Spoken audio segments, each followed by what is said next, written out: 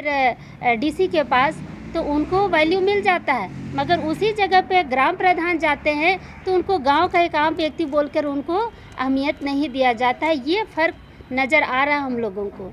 तो इस पर सरकार जल्द से जल्द इस पर अपनी चुप्पी तोड़े।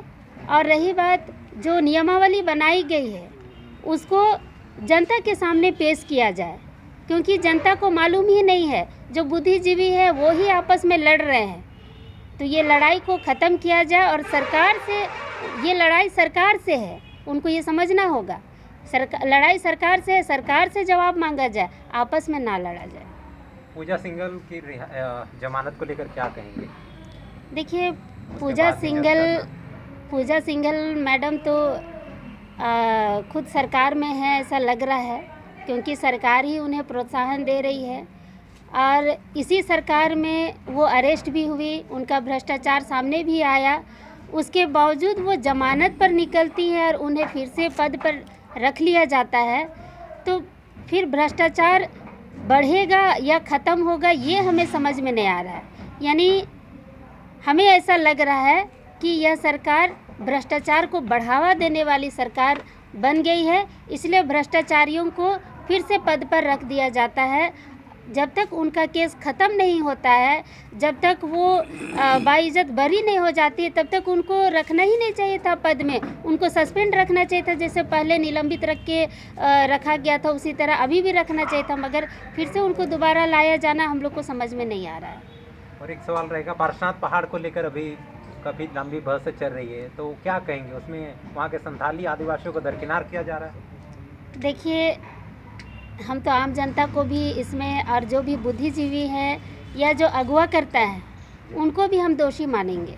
इसलिए कि पिछला सरकार में, मतलब ये हेमंत सोरेन की सरकार में ही, पिछले बार की सरकार में 2019 वाली, उसी में हेमंत सोरेन ने साफ कह दिया कि पारसनाथ पहाड़ पर जैनियों का अधिकार है। केंद्र ने भी कह दिया, और केंद्र जब बोला तो हेमंत सोरेन उसका विरोध नहीं किए, उनको समर्थन किए। तो आप आदिवासी समाज के साथ कहाँ हैं? उनके रीति रिवाज परंपरा पर आप तो कुछ उनको अहमियत दे ही नहीं रहे हैं।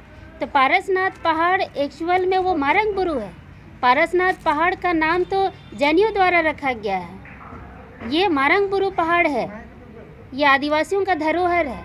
उसके बावजूद उसको खुद हेमंत सोरेन जो मुख्यमंत्री हैं, उन्होंने इसका समर्थन किया कि वो जैनियों का वहाँ पर अधिकार होगा।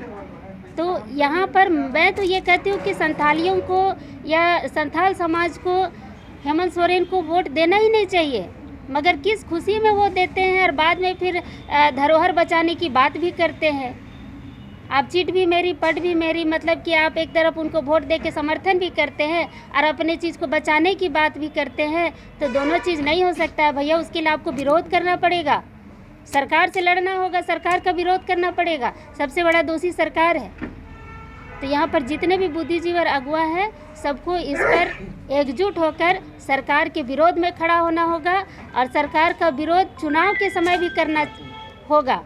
चंद पैसे के लालच में आप वोट तो दे देते हैं, लेकिन बाद में आपको झेलना भी पड़ता है।